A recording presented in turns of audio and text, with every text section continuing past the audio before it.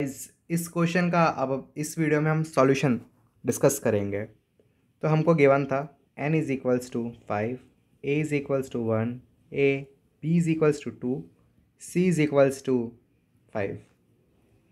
अब n की value जब मेरी 5 थी, मैं 3 काम कर सकता हूँ।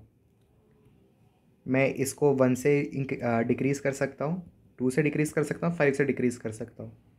5 से डिक्रीज़ करने के बाद में जो मेरा आंसर है वो 0 आ जाएगा। 2 से डिक्रीज़ करने के बाद में जो मेरा आंसर है वो आ जाएगा 3, और 1 से डिक्रीज़ करने के बाद में मेरे को आ जाएगा आंसर 4। कलर चेंज करता हूँ। अब 4 को मैं 1 से डिक्रीज़ कर सकता हूँ, ठीक है। मैं 4 को दूसरे कलर से करते हैं, 1 से डिक्रीज़ कर सकता हूँ, 2 से डिक्रीज़ कर सकता हूँ और -5 से डिक्रीज़ कर सकता हूँ, ठीक है। तो मेरे को यहाँ पे मिल जाएगा -1, इधर पर मेरे को मिल जाएगा 2 और यहाँ पर मेरे को मिल जाएगा 3। अब मैं वही वाला काम यहाँ पे भी कर देता हूँ। -1, -2 और -5। 3 को मैं करूँगा तो मेरे को एक नेगेटिव आंसर मिलेगा। यहाँ पर मेरे को एक पॉजिटिव आंसर 1 मिल जाएगा और यहाँ पर मेरे को एक पॉजिटिव आंसर 2 मिल जाएगा। 1 का अब मेरे को क्या करना चाहिए? देखो 0 को मेरे को अब क्या करना चाहिए? 0 को एज इट इज़ छोड़ दो, ठीक है। 0 को छोड़ने से क्या होगा? क्यों छोड़ रहे हैं हम लोग 0 को? क्योंकि मेरे को ऑलरेडी एक वैलिड पेयर मिल चुका है। एक वैलिड आई, जे और के मिल चुका है, जिसमें आई की वैल्यू है मेरे पास में 0, जे की वैल्यू मेरे पास में 0 और के की वैल्यू है मेरे पास में 1।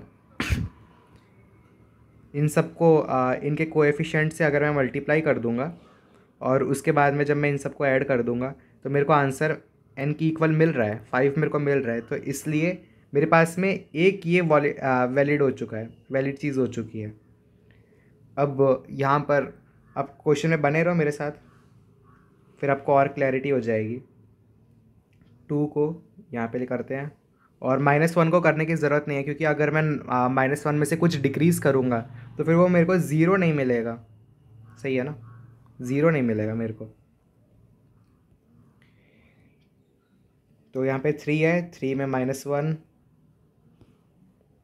-1, -2, -5, -1, -2, -5, -1, -2, -5, -1, -2, -5 और 1 में से अगर मैं -1 करूँगा तो 0 मिल जाएगा। ये करूँगा तो नेगेटिव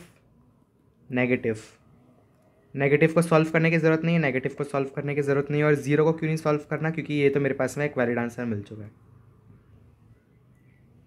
1 आ जाएगा यहाँ पर, 0 आ जाएगा यहाँ पर और ये एक मेरे पास में नेगेटिव आंसर आएगा। 1 को मेरे को सॉल्व करने की ज़रूरत है एक्चुअली, ठीक है। तो 1 को मेरे पास सॉल्व करके इतना आएगा -1, -2, -5, 0, नेगेटिव, ठीक है। और यहाँ पर मेरा कितना आंसर आएगा? 2 में से अगर मैं 1 को करूँगा तो 1 आएगा, फिर ये मेरे पास से में आ जाएगा 0 और ये मेरे पास में आ जाएगा नेगेटिव। 1 का मैं दोबारा से सॉल्व कर सकता हूँ अभी, ठीक है। -1, -2, -5, ये मेरे को मिल गया 0, नेगेटिव। यहाँ पर -1 है तो ये मेरे को मिल जाए, ये तो मेरे को मिल गया नेगेटिव। यहाँ पे मेरे को मिल गया 1 और ये मेरे को मिल गया 2। अब मैं 2 को दोबारा से करूँगा और इसको भी दोबारा से करूँगा तो मेरे को एक वैलिड आंसर मिल जाएगा, यहाँ से 0 और बाकी 2 मिलेंगे मेरे को नेगेटिव।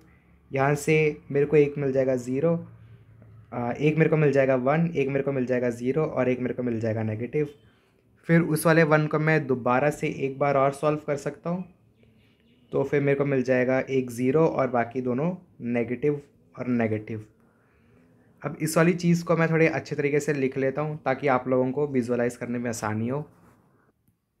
तो यहाँ पर मैंने पूरे ग्राफ को अच्छे से बना दिया और इसमें आप देख करके विजुअलाइज़ कर सकते हो कि अंदर जो हमारा फंक्शन होगा, प्रोग्राम होगा, वो काम कैसे कर रहा होगा। तो सबसे पहले हमारे पास में 5 होगा, ठीक है। फिर 5 के बाद में वो 4, 3 और 0 में बन जाएगा। अब ज़ीरो से हमको कुछ लेना देना है नहीं, ज़ीरो हमारा एक वैलिड आंसर है, और ज़ीरो जब हमारे पास में आ गया ना, तो फिर मैं अपना बोल दूंगा कि करंट की वैल्यू को आप 1 कर दो।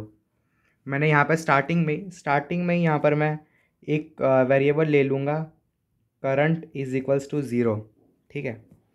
हर बार मैं करंट को भी अपडेट करते जाऊँगा, ठीक है।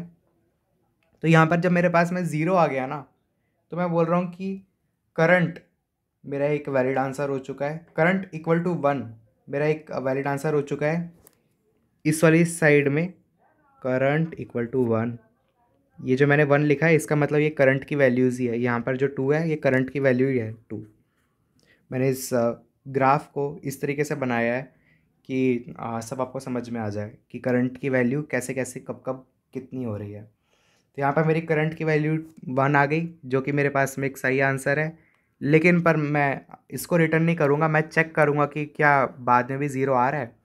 तो फिर मैंने यहाँ पर 3 पे गया और मैं 4 पे गया, फिर 4 पे मेरे को मिल गया 3, 2 और नेगेटिव। अब नेगेटिव आंसर में से मैं कुछ सब्ट्रैक्ट करूँगा तो मेरे को वो ज़ीरो तो मिल नहीं जाएगा। अगर किसी मैं नेगेटिव क्वांटिटी में से पॉजिटिव क्वांटिटी को रिड्यूस करूँगा तो मेरे को ज़ीरो थोड़ी मिलेगा। तो इसलिए मैंने इसका नीचे किया भी नहीं, और ये मेरे पास में वैलिड आंसर भी नहीं है, तो यहाँ पे मैं कुछ कर भी नहीं रहा। यहाँ पे तो मैंने कर भी दिया था करंट इज़ इक्वल्स टू 1। फिर यहाँ पर मैंने बोला कि चलो 3 को वापस से तोड़ देते हैं, कुछ पॉसिबिलिटी तो है कि 1 और -2 और -5 में से टूट करके क्या पता मेरे को ज़ीरो मिल जाए। तो एक मेरे को मिल गया 2, एक मेरे को मिल गया 1, एक मेरे को मिल गया नेगेटिव। तो मैंने बोला कि चलो फिर से एक बार ट्राई करके देख लेते हैं। तो 1 मिला, 0 मिला, नेगेटिव मिला। तो इस बार देखो मेरे को ज़ीरो मिल चुका है। तो यहाँ पर मेरी एक करंट की वैल्यू कितनी आ गई, करंट की वैल्यू मेरे पास में कितनी आ गई, 4। Current equal to 4। यहाँ पर मैं लिख नहीं रहा हूँ क्योंकि यहाँ पे मैंने ऑलरेडी लिख दिया है। फिर यहाँ पर एक करंट की वैल्यू है मेरे पास में 0, नेगेटिव नेगेटिव। तो यहाँ पर मेरी करंट की वैल्यू कितनी है, 5। अब इस वाले 2 को भी खोल करके देख लेते हैं। तो यहाँ पे 1 0 नेगेटिव बन रहा है, फिर यहाँ पे 0 नेगेटिव नेगेटिव बन रहा है। तो एक मेरे करंट की वैल्यू आ गई 4, एक मेरे करंट की वैल्यू आ गई 5। तो मेरे को बहुत सारे करंट मिल रहे हैं, जैसे कि मेरे को करंट इक्वल टू 3 मिल रहा है कितनी जगहों पर, एक जगह पे, दो जगह पे, 3 जगह पे। और करंट इक्वल टू 4 मिल रहा है मेरे को सिर्फ 4 जगहों पे। और करंट इक्वल टू 5 मिल रहा है मेरे को सिर्फ एक ही जगह पे।